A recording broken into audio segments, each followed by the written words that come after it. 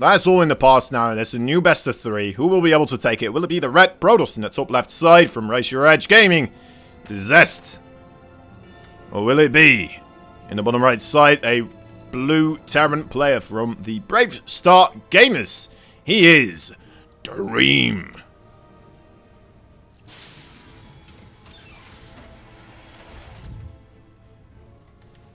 Already the probe doing the nasty things here. The perfect plays.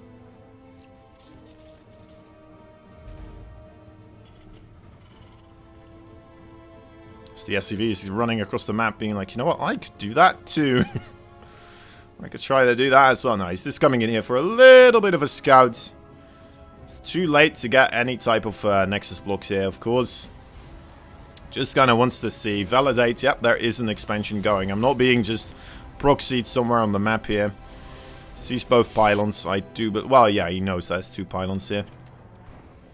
Alright, is he going to try to build a bunker? That is the question. Yes, he is. Alright, well, it's a fancy position overall. Could be difficult for a probe to really get on top of the SCV here, especially with a Reaper in the mix also.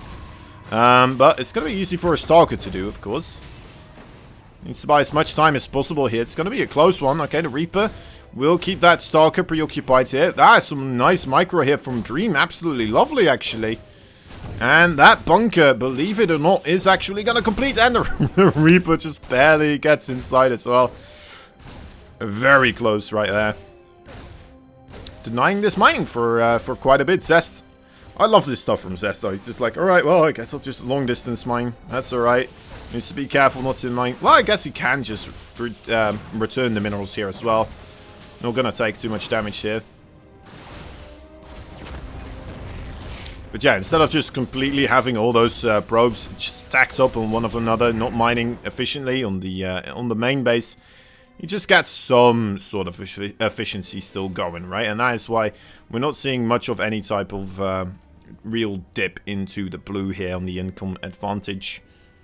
So we may have if somebody doesn't do the long distance mining.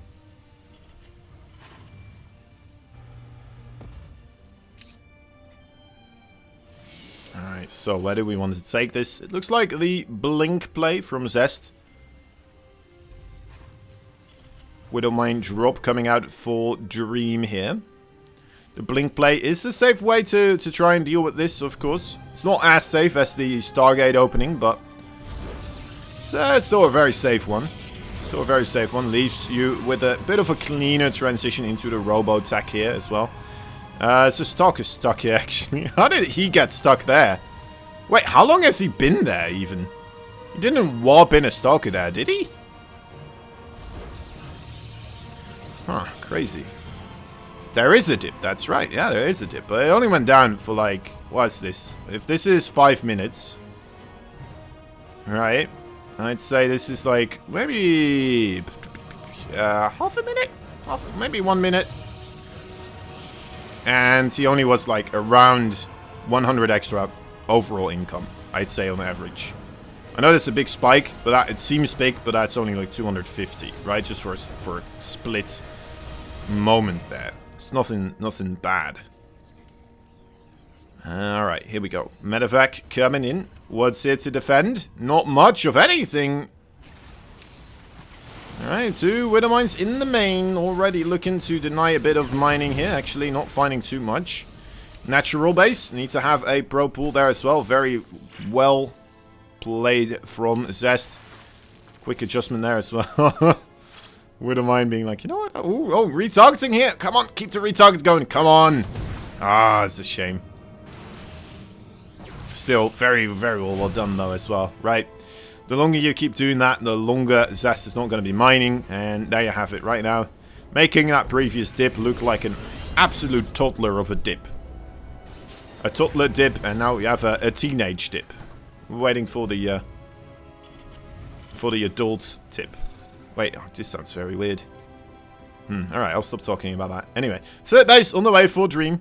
More gateways on the way as well here with a robo behind it. Immortal. Looks like that will be the play for now. Immortals still very, very useful against those Terran players, as they do love themselves the Marauders versus the Protoss race. Feel like I'm clearly seeing Protoss armies with more Immortals mixed in as well do better overall in these earlier fights than the Protoss armies that try to just kind of forget about him entirely. Well, this is an awkward moment, isn't it?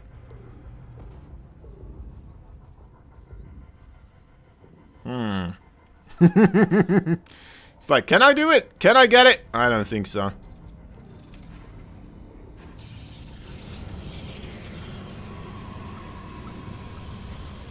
I feel like whenever you get Immortals, you lose the game. Interesting. Interesting.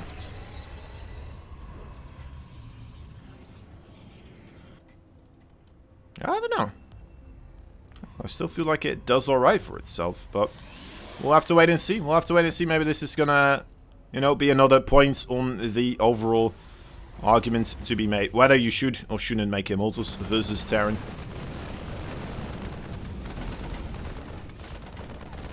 Another data point. Digging the siege tank setup over here as well. 2 on the high ground, 1 a little bit in front. Bit in the open, I suppose, that first initial siege tank. Great building placement also, helping out a lot against those zealots. It's gonna make a lot of this Protoss army as well want to prioritize these supply depots here. As the siege tanks are just gonna keep on shooting, and there you see it. Look at those Immortals right there, just shooting these supply depots right now.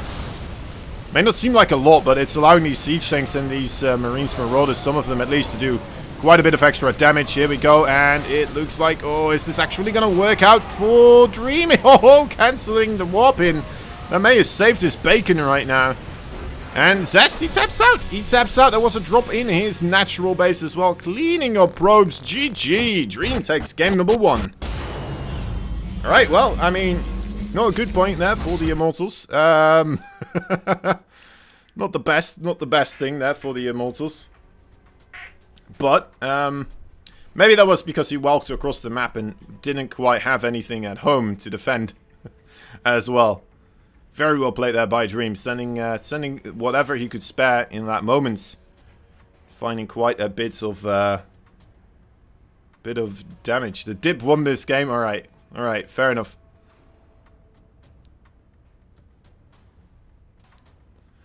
Let's look on the drop in replay. I mean, we know what a probe line looks like, right? When it gets killed by Marines. I think we know.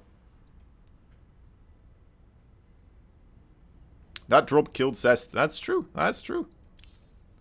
And losing his army also kind of killed him. Combination of both of those things. Like, the problem with looking at the replays right now would be we already have the next game being set up and such, right? Would have to be a quick one. But, yeah. My apologies. My apologies if you wanted to see the drop. I, was prioritizing the fight there. Right, regardless, we're moving into the next one, Pillars of Gold, game number 2. ZEST, could he be the player that does not get to participate in the next group stage as well? It could very well be, right? It's looking like it's likely here. We could have 2 Terrans following up the 2 Zergs that we saw the previous time advancing. Maybe we're gonna get 2 Terrans this time around. Would be interesting. Would be quite disappointing for ZEST as well, since he's already beaten Dream here in the previous best of 3. But all right, well, maybe he's gonna do better here, right? Maybe he's gonna do better here.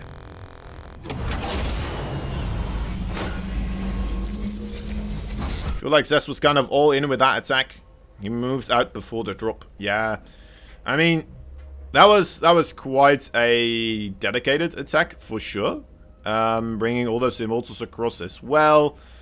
And his Zealots, right? If he was planning to just kind of use that offensively, try to utilize that type of a just, you know, what you would normally see if you want a macro behind this, you would send your Stalkers only. You would send a War Prism, something like this, to get harassment done that way. pick off units here and there, keep tabs on your opponent, because that's another important thing that sometimes we forget about, is scouting, right? We can see everything happening continuously. These players make it look like they know everything at all times. But it's because of this type of movements with the Stalkers being in the front, or the Warp Prism being able to just continuously try to keep tabs on what type of army composition his opponent is going for. And yeah, you wouldn't bring absolutely everything across the map if you're just kind of trying to keep tabs on your opponent, if you're just looking into dealing maybe a little bit of harassment, right? You wouldn't do something like that. Maybe you don't completely want to destroy your opponent, but you want to deal a good amount of damage into his army composition overall. If not, kind of deny the third base, perhaps. Deal a good amount of worker damage, anything of the sorts.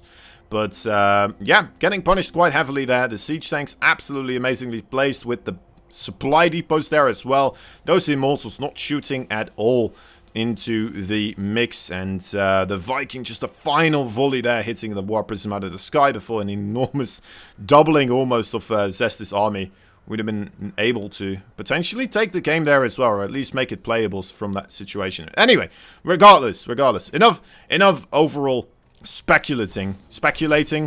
There's stuff happening here. In the bottom left side, we got the Red Protoss. He is ZEST. Oh, missed the Nexus there. There we go. In the top right side, a blue Terran player fighting for the Brave Star Gamers. He is Dream. There we go. All right. With that out of the way, we can start to enjoy game number 3. Game number 3. Oh, ZEST, what you up to? You sneaky little boy. You sneaky little fella. You got scouted as well. All right. Well, that is that could be a rough one. We've seen him try to do this before as well in the previous best of 3. It did not end well for him at all. And actually, he's going for a Nexus behind this also. So, nowhere near as committed. Probably just going to be an Oracle, right? Yeah, there it is. Okay, so I like this a lot better from ZEST. Are we going to see an overreaction for Dream? Is he going to build bunkers here as well? I mean, you kind of have to, right? You have to respect this. Okay, so just building missile turrets. He already has a engineering bay. So yeah, for an Oracle, this could be considered a bit of an overreaction, right? It's not too much.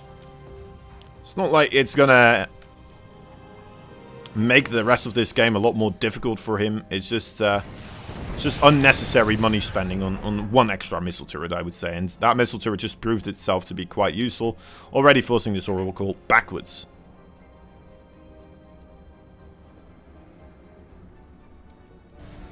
Alright. Twilight Council getting the blink. The Reaper gets the heads up about that as well, so he knows what he is going to be dealing with here.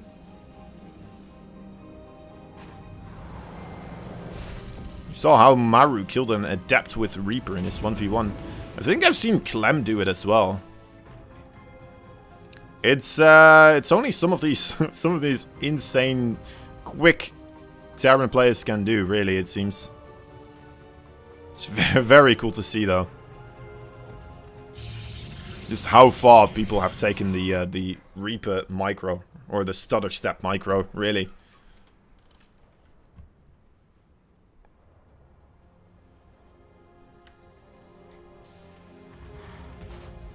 Oracle trying to just find out what's happening here. Revelation. Let's see, does he see everything there as well? Yeah, he does. Alright. That's pretty good.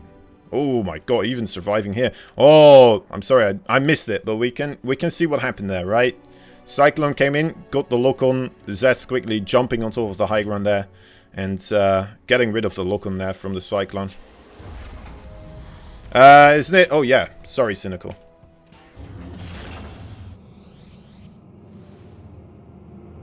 Thank you for helping me out there.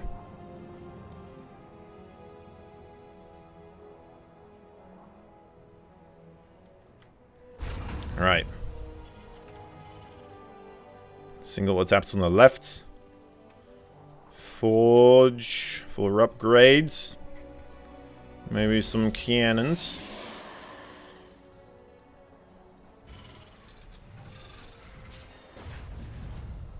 Alright. Alright, where are we taking this? There's no third base just quite yet here for Dream. I'm expecting it momentarily. He may try to build it on the low ground as well. He tries to move out here. But then with this amount of Stalker harassment, maybe not. Okay, there we go. Gets himself into a good position. Great overall siege tank placement here as well. Does he see it? Okay, he doesn't see it. That's big. May want to try and blink on top of it and still get blindsided by the pummeling artillery right there.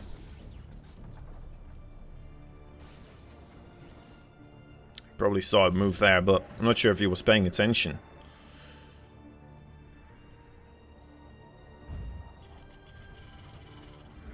Alright, getting rid of the front bunker. Still a scary place here for this siege tank. Those Stalkers, I mean, but if they blink in, they will not be coming out. Until they have another blink again, of course.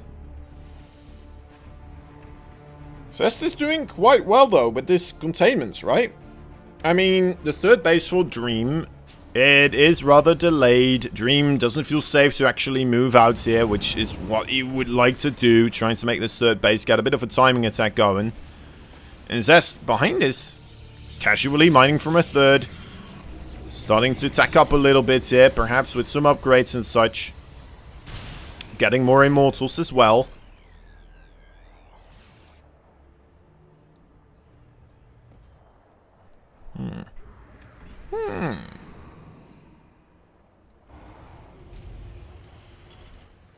Bit of a stalemate here, but yeah, neither of these plays a significant advantage, I would say. Catching some of those Stalkers, that's a nice little thing right there. Very standard stuff. We do see ZEST finally making the decision to go for the robotics bay as well. Dream overall, will he be able to actually move across the fields here and still deal damage? Is that what he's going to try to do? The Stalkers were pushed backwards rather tremendously, by quite a distance, so they would not see this committed move out for a long time. Oracle also not anywhere near anymore. Oh my god, are you kidding me? Did I miss this? The Cyclone being able to catch the Oracle finally, making a comeback. That's pretty cool. That's pretty cool. Alright, yeah, so Dream is just setting up shop on this third base. This is something we've been seeing a lot more recently in the TVP matchup. Instead of the 2 base attacks, going for the 3 base attacks. It helps out a lot against the shield battery overcharge, of course. Shield battery overcharge does a lot better in a 2 base attack, since there's just less units dealing damage and providing burst, right? So you're going to be able to get a lot more efficient healing done. If that's just a 3 base Terran attack coming in, it's just so many more units. And even with a shield battery overcharge, it just really isn't that much in comparison to the amount of damage coming out of a Terran. So there's the 4th base being constructed. This is where I would imagine Dream would start to want to move out a little bit and start putting pressure on his opponents. But in fact, we're not seeing that at all here from Dream. He's still just kind of tacking up. He's getting an armory. He's getting the upgrade for the enhanced shockwaves here. He's doing a little bit of aggression, harassment. And even right now, when he's sending some forces across the field, it's without his siege tanks, and it's just a bare minimum, I'd say, of what he would risk in a situation like this. Even then, he's still playing it very carefully here, sending out Marines first and foremost as well, in order to be able to see any type of Protoss move out. It's a big stim forwards. If he gets some of those Stalkers, that would be lovely, of course. ZEST already had cleaned up those rocks right now. No siege tank placements going to be available over there. String going to move out now as he's taking his 4th base. This is where I would imagine it, right? Okay, so here we go. Yes. All right, so we'll try this again here. ZEST is meeting him out in the field, which does have me a little bit terrified. Does he know about all those siege tanks in the back? It doesn't look like it. He's losing a lot of zealots right here. was not aware that there was such a hefty siege tank force right there, just behind the bio. And losing most of his gateway forces. ZEST definitely taking quite the hit here. Gonna try again. Just keep this Terran army at bay at arm's length.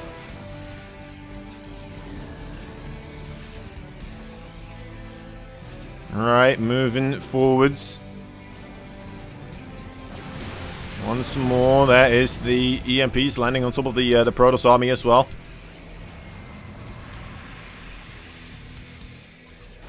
Yeah, you can all in from any situation in this game, but I don't know if I would call this an all in actually either for Dream. But here we go. Let's see if he will be able to deal with these Zealots. Some great EMPs right there. We'll be able to clean up the Archons at least, but the Colossi, does he still have enough to target those down? It looks like at least one of them. The other one does stay afloat. And a Dream, is he going to continue committing more reinforcements into this? Yes, he will.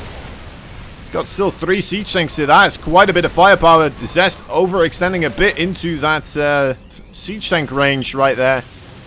Needs to be careful. Only a single Colossi remaining. There's no shield batteries here actually either. I completely missed that. There's not a single shield battery. There's no shield battery overcharge either. And that's it. GG. Are you kidding me? There was one shield battery?